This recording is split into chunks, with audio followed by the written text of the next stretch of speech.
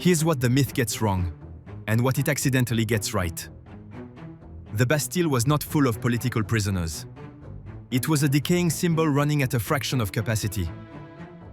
The government had actually considered demolishing it, because it was too expensive to maintain. The 7 men inside were incidental. Their liberation was barely mentioned in the early reports. But the myth isn't really about what was inside. It's about what the building represented. The lettres de cachet were real. The arbitrary power of the monarchy was real.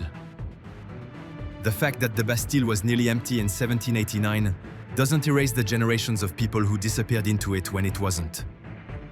And here's the part that matters most. You didn't storm the Bastille because you believed in democracy or human rights. Those words will come later, in speeches and documents written by men who weren't in the crowd. You stormed it because you were hungry, afraid, and convinced that the army was coming. The revolution didn't start with philosophy.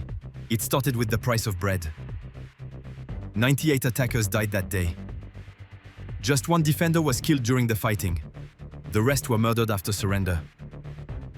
The king, when told that night, reportedly asked, "Is it a revolt?"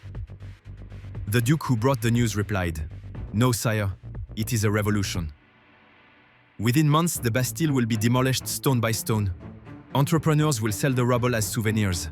The key to the main gate will end up at Mount Vernon, a gift to George Washington, where it still hangs today. You changed history, not because of what you found inside, because of what you believed was inside. And sometimes the myth is more powerful than the fortress. Next time on You Are There. It's November 9th, 1989, and an East German spokesman has just made a mistake at a live press conference.